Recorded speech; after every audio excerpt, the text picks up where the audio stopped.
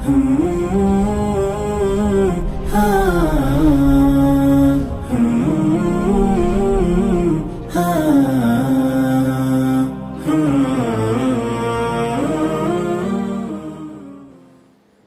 الله الرحمن الرحيم. الحمد لله رب العالمين، والصلاة والسلام على خير خلقه وآله أجمعين. اللهم اشرح لي صدري ويسر لي أمري واحلل عقدة من لساني يفقه قولي.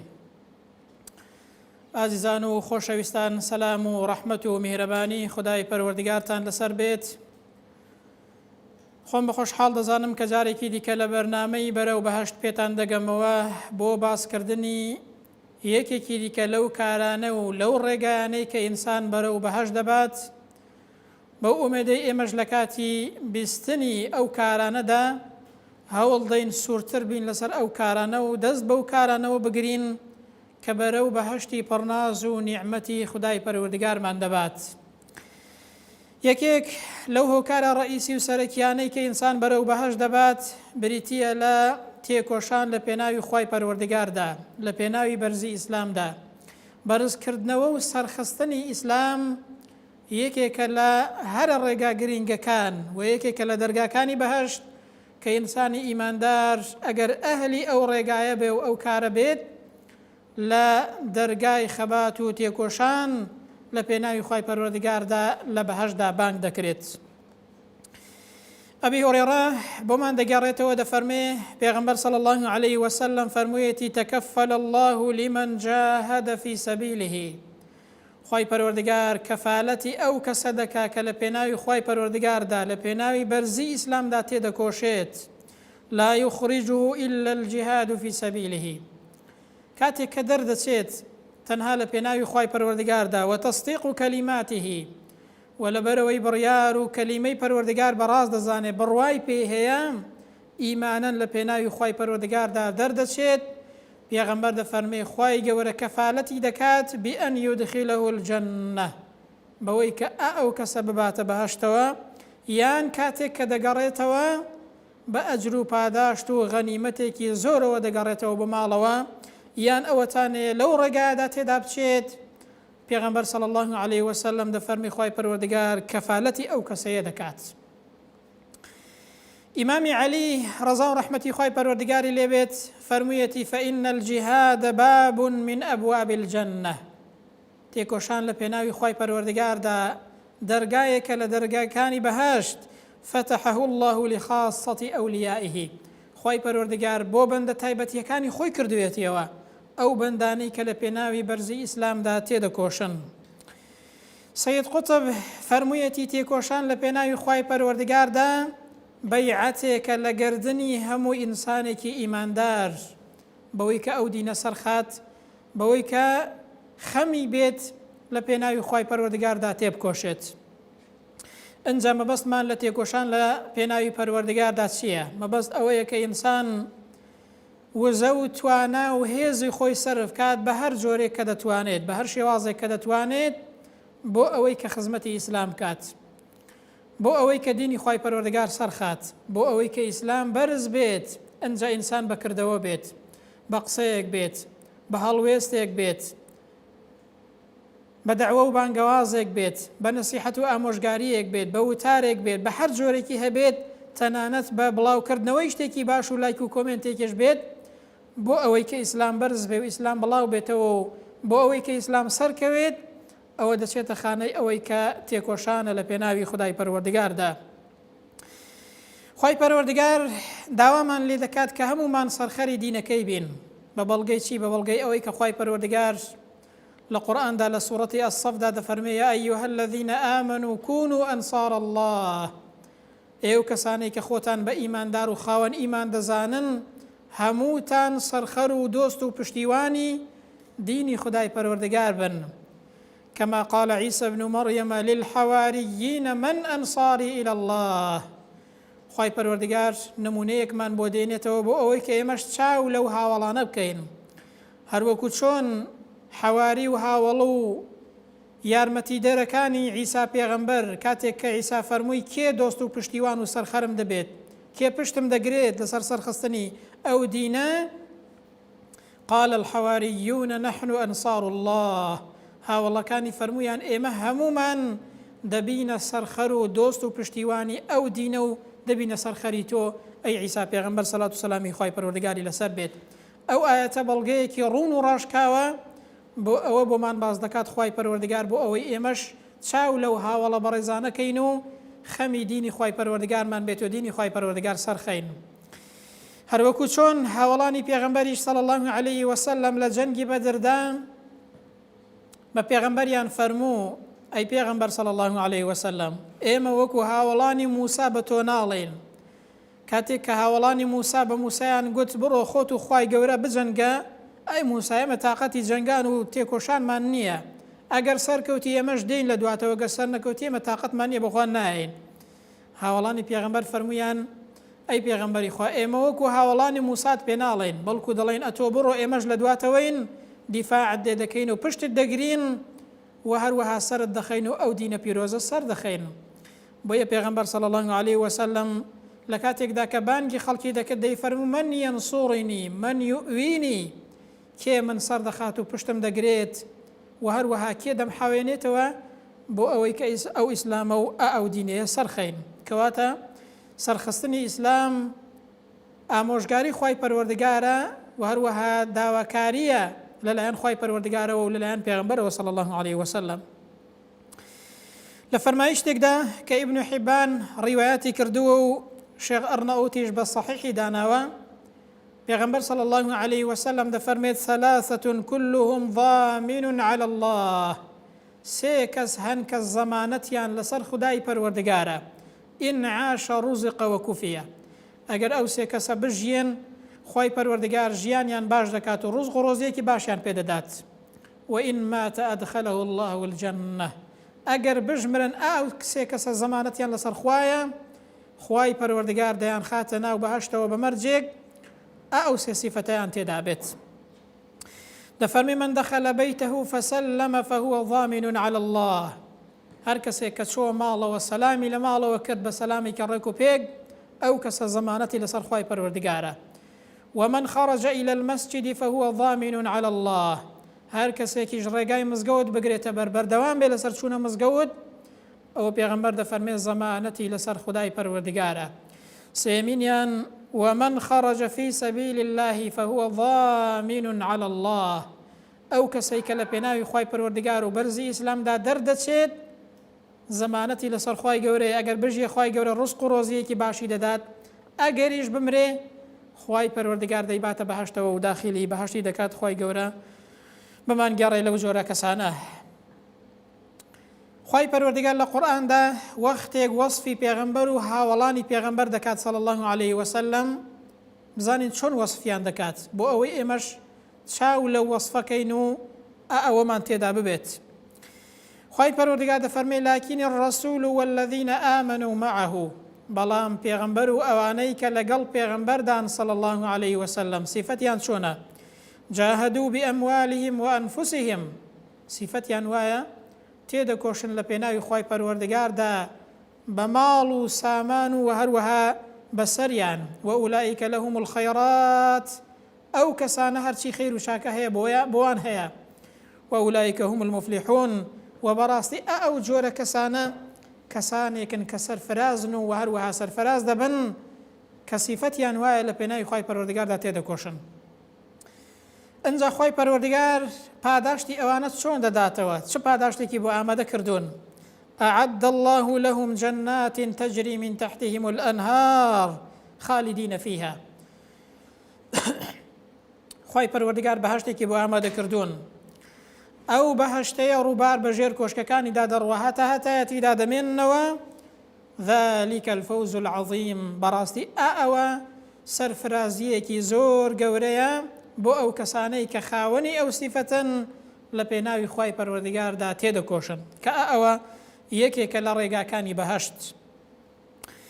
ئەبی هورێرە بۆمان دەگەڕێتەوە ڕەزا و ڕەحمەتی خوای پەروەردگاری لێبێ دەفەرمێت تضمن الله لمن خرج في سبيله، خوای پەروەردگار زەمانەتی ئەو کەسەی کردووە کە لە پێناوی خوای گەورەدا دەردەچێت، تەنها لە پێناوی خوای گەورەدا، تەنها لە پێناوی تێکۆشان لە پێناوی خوای گەورەدا.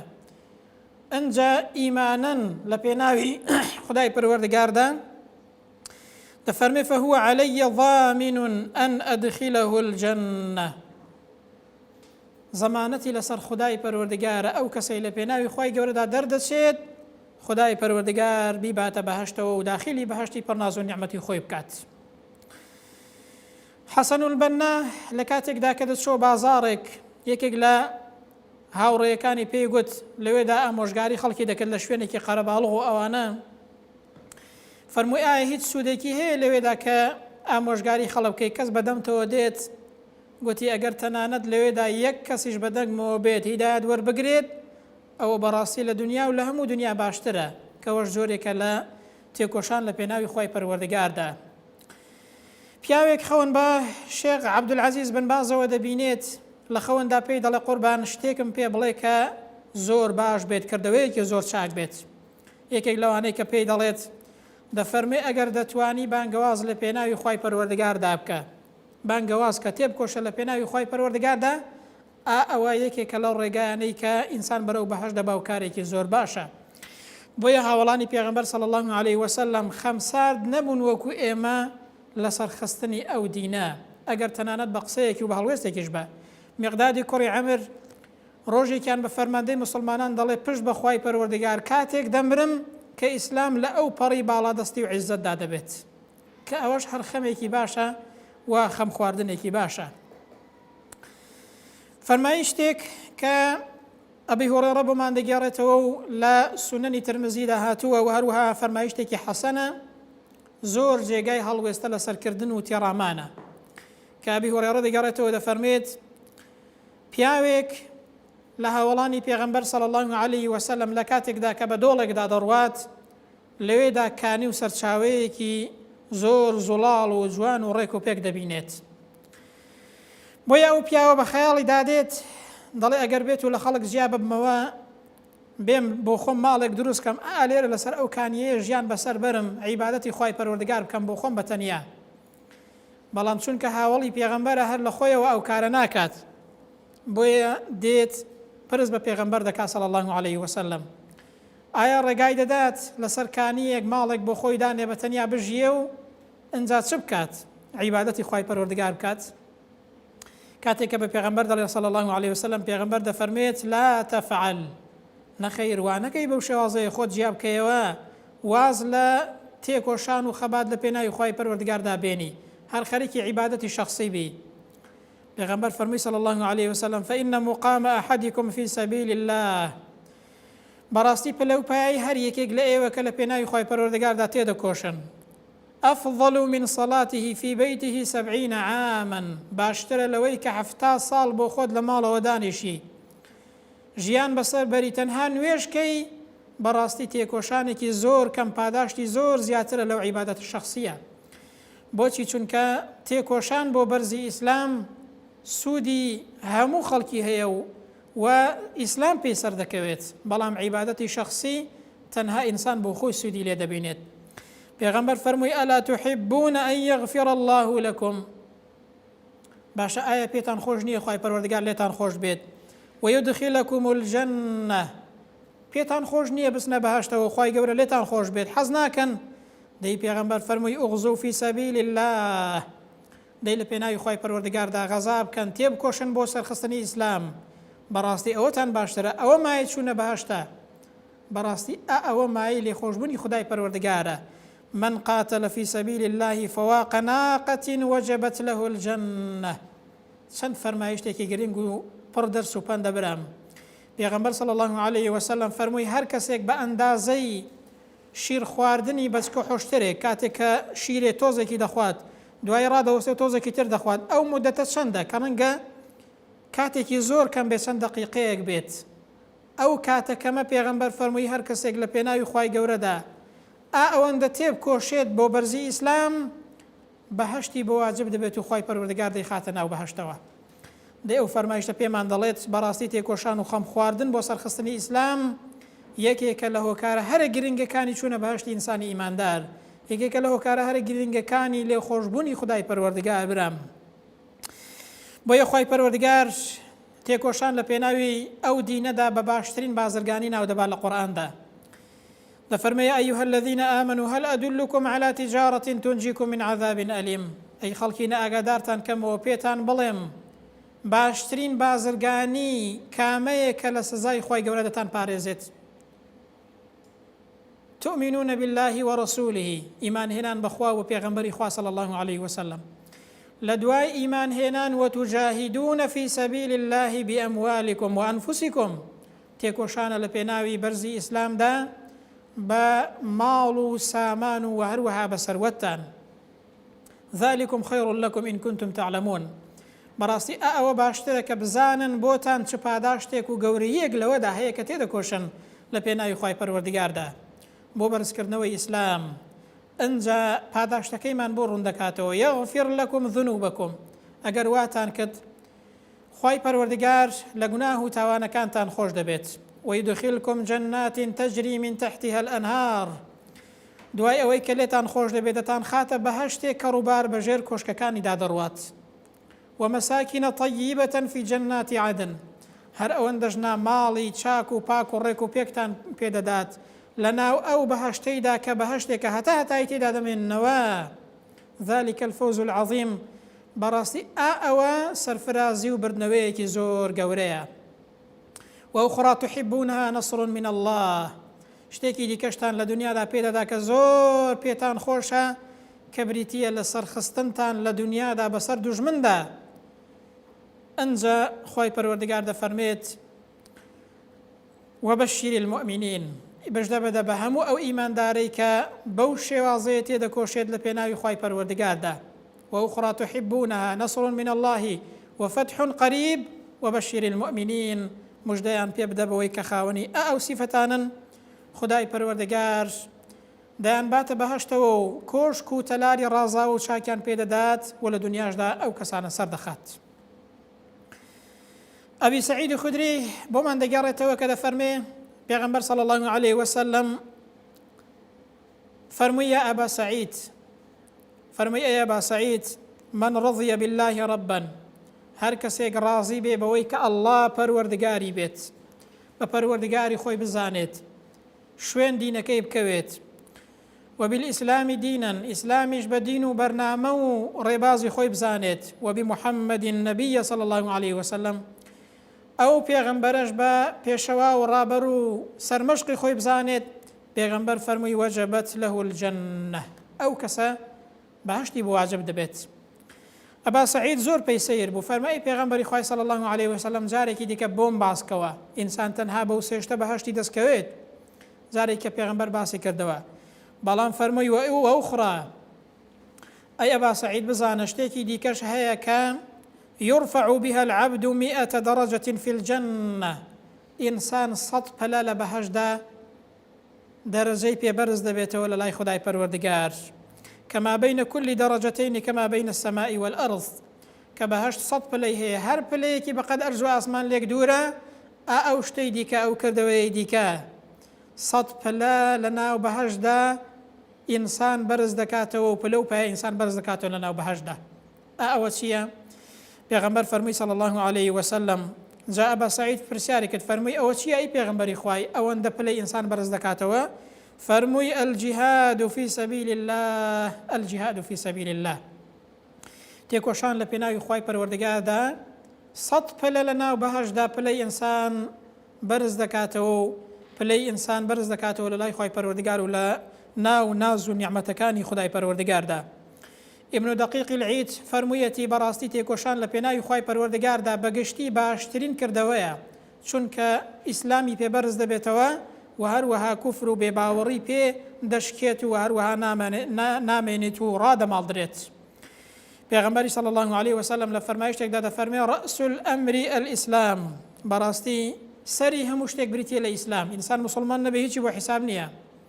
وعموده الصلاة، کۆڵەکەی ئەو دینەش بریتیە لە نوێژ، وذروة سنامه الجهاد، و هەروەها سڵەپۆپەی هەرە بەرزی ئیسلامەتیش بریتیە لە تێکۆشان لە پێناوی خدای پەروەردگاردا. یەکێکیش لە دەرگاکانی بەهەشت لەو هەشت دەرگایی کە پێغەمبەر صلی الله عليه وسلم باسی کردو لە فەرمایشتی خۆیدا، بریتیە و تایبەت کراوە بە ئەو کەسانەی کە لە پێناوی خوای پەروەردگاردا تێدەکۆشن لە دەرگای تێکۆشانەوە بانگیان دەکرێت لە ڕۆژی قیامەتێدا. بۆیە پێغەمبەر دەفەرمێت ومن كان من أهل الجهاد دعي من باب الجهاد، هەر کەسێک ئەهلی تێکۆشان بێ لە پێناوی ئەو دینە و بەرزی ئەو دینەدا لە قیامەتێدا لە دوا ڕۆژدا لەو دەرگایەوە بانگ دەکرێت کە بچێتە ناو بەهشتی خدای پەروەردگار. ئیمامی ئەبوبەکر فەرمووی ئایا هیچ کەسێک هەیە لە هەر هەشت دەرگاکەیەوە بانگ بکرێت؟ فەرمووی بەڵێ ئینسانی وا هەیە لە هەر هەشت دەرگاکەیەوە بانگ دەکرێت بۆ بەهشت، یەکێک لەو دەرگایانە بریتە لە دەرگای تێکۆشان لە پێناوی خدای پەروەردگاردا. کەواتە لە دەرەنجامی کۆتایی ئەو بابەتەشدا گەیشتینە ئەو نەتیجەی کە تێکۆشان لە پێناوی خوای پەروەردگار و بەرزی ئیسلام ئینسان بە هەر جۆرێک بۆی بکرێت، بە هەر ئامڕازێک بۆی بکرێت، تەنانەت بە گچکەترین شتیش بۆی بکرێت، بە یەک کەلیمەش خەمی بێت ئیسلام سەرخات و بۆ بەرزی ئەو ئیسلامە کار بکات، ئەوە بەهشتی خدای پەروەردگاری بۆ واجب دەبێت بە مەرجی ئیمان و هەروەها بە مەرجی ئیخلاص و ڕاستگۆیی و یەکێک لە دەرگاکان و ڕێگاکانی بەهشت بریتیە لە تێکۆشان لە پێناوی خدای پەروەردگار و لە پێناو بەرزی ئیسلامدا. خوای پەروەردگار وامان لێ بکات کە هەمیشە خەمی ئەو دینە پیرۆزەی خدای پەروەردگارمان بێت، هەر کارێک دەیکەین بۆ بەرزی ئەو دینە و بۆ بەرزکردنەوەی ئەو دینە بێت. خوای پەروەردگاریش عاقبەت خێری دنیا و قیامەتمان کات یەکێک بین لەو کەسانەی کە لە ڕۆژی قیامەتدا دەرگاکانی بەهشتمان بۆ دەکرێتەوە و بە بەهشتی پڕناز و نیعمەتی خدای پەروەردگار شاد بین. آمين. وصلى الله على سيدنا محمد وعلى آله وصحبه أجمعين، والسلام عليكم ورحمة الله وبركاته.